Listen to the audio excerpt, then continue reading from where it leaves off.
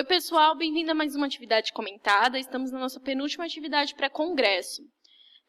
Antes de mais nada, queremos agradecer aos mais de 13 mil inscritos nessa segunda edição do Coifísio e também a quem submeteu os trabalhos, eles já estão em análise. Vale lembrar também que, caso queira o certificado, ele deve ser solicitado até o dia 18, aqui no site mesmo, tá bom? Bom, vamos lá. A gente já está aqui na nossa página, né, da atividade, do conteúdo de aquecimento pré-congresso. E a gente tem aqui a nossa primeira questão. Essa primeira questão é sobre o teste de Hoover. Então, a gente tem todo o caso clínico, tem até uma imagem aí. Mas o que ele quer saber é para que serve esse teste. Bom, e para que serve o teste, né? Esse teste é quando o paciente afirma que não consegue realizar o teste de perna retificada. Então, ele não consegue levantar a perna. E por que a gente aplica esse teste? A gente aplica exatamente para saber se o paciente está simulando ou não. Por quê? A gente coloca o paciente de decúbito dorsal, coloca a mão aqui no calcanhar do paciente e pede para ele elevar uma perna. Quando o paciente tenta elevar, mesmo que ele não consiga, o membro contralateral faz força na nossa mão. Então, a gente sabe se o paciente está simulando quando a gente pede para ele elevar a perna e a gente não sente essa força do membro contralateral. Então, a gente sabe que ele nem está tentando levantar a perna. Então, o teste tem por finalidade confirmar o sintoma do paciente ao afirmar que não pode ou não consegue elevar a perna. Tudo bem? Vamos lá para a próxima. Aqui a gente tem uma que diz o seguinte: a angulação com desvio medial, na qual os côndilos femorais se tocam e os malelos encontram-se afastados, é denominada. Então, aqui a gente tem uma imagem. E a gente vai pensar aqui, vamos olhar primeiro nessa imagem aqui normal, os côndilos femorais e os malelos, tudo bem? Quando os côndilos se aproximam e os malelos se afastam, a gente tem isso aqui, ó, a gente tem um valgo, certo? Se lá no enunciado tivesse dito o oposto, então os côndilos se afastam, os malelos se aproximam, a gente teria um varo. Então, a resposta correta aqui é valgo. Já aqui nos fatores causais biomecânicos das lesões por esforço repetitivo, ele pediu para a gente assinalar a incorreta. Então, qual dessas aqui é incorreta? Vibração, mobiliário inadequado, uso de força e invariabilidade das tarefas são fatores de risco para a LER. Então, a resposta correta aqui seria postura psicológica inadequada, até porque no enunciado a gente fala de causas biomecânicas, tudo bem? Essa outra aqui a gente tem um quadrinho com alguma gasometria arterial. E no enunciado, ela quer saber a letra A e a letra C, qual seria o diagnóstico. Então, a gente vai olhar aqui primeiro na letra A. A letra A, o PCO2, ele está elevado. O HCO3, ele está elevado ou não, então ele pode estar elevado. E o pH está diminuído. Quando o pH está diminuído, a gente sabe que a gente tem uma acidose. Então, a gente já olha aqui na alternativa, ó, acidose e acidose. Agora, a gente tem que saber se é respiratória ou metabólica. Quando na gasometria a alteração está no PCO2, é respiratório. Então, a gente já sabe que aqui ó, tem uma acidose respiratória. Mas a gente já vai olhar a C. A C, o PCO2 está diminuído ou não, então ele pode ou não estar diminuído. O HCO3 está alterado, então está diminuído. E o pH também. Então, a gente sabe que tem uma acidose acontecendo ali. E como se trata do HCO3, do bicarbonato, a gente sabe que é uma acidose metabólica. Então, a resposta correta seria essa aqui.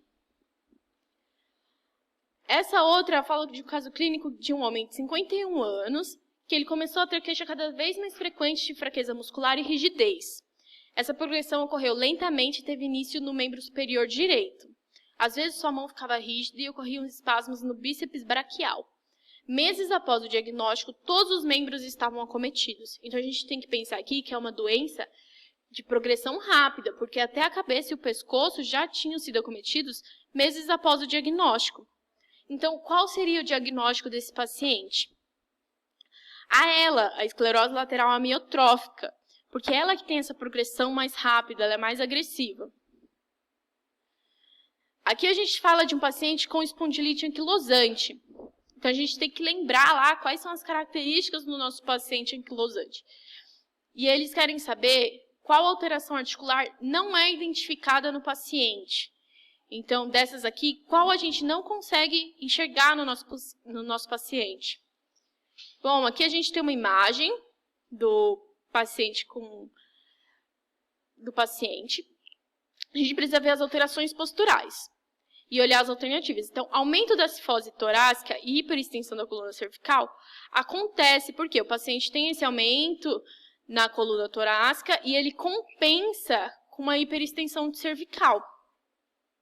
Aqui a gente não consegue ver o membro inferior, mas a articulação do quadril e do joelho também é afetada, então tem deformidade nessas articulações também. O que não acontece com o paciente é o aumento da lordose lombar, porque a gente pode olhar aqui na imagem, ele não tem um aumento da curvatura, então essa curva aqui, ela não aumenta, pelo contrário, ela diminui, então ela retifica. Então a resposta correta aqui seria aumento da lordose lombar. Essa aqui é outra sobre lesão por esforço repetitivo. Acabei de dar a resposta, então a sigla LER significa lesões por esforços repetitivos, tá? Que acomete aí bastante trabalhador. Uma outra de teste aqui que a gente tem, que é para testar a flexibilidade do complexo do ilho-pessoas. Pessoal, o teste que testa isso é o teste de Thomas. Então aqui o paciente em decúbito dorsal, a gente pede para ele abraçar o membro e a gente olha aqui na articulação do joelho. Se acontece o afastamento daqui, né, da articulação do joelho da maca, significa que o paciente tem encurtamento aqui do ilho-pessoas. Então, essa flexão de quadril, a gente consegue ver um espacinho aqui e significa que a flexibilidade está diminuída. Então, ele tem um encurtamento ali do complexo do ilho-pessoas. Então, o teste que identifica isso é o teste de Thomas. Essa última aqui é em relação ao sistema nervoso. Então, a gente tem que achar, entre essas quatro, qual está correta. Bom, vamos lá. O sistema nervoso permite que o corpo reaja a modificações contínuas do ambiente interno e externo. Sim, isso acontece. Porém, ele não controla as atividades do corpo. Gente, o sistema nervoso, ele controla as atividades do corpo, né? Então, ele controla a circulação, ele controla a respiração. Então, essa está errada. O sistema nervoso periférico é formado pelo encéfalo e pela medula espinhal? Não. O sistema nervoso central é formado pelo encéfalo e pela medula espinhal. As fibras nervosas são sustentadas e protegidas por 3 revestimentos de tecido conjuntivo: endomísio, perimísio e epimísio. Pessoal, endomísio, perimísio e epimísio, eles revestem o músculo, não as fibras nervosas.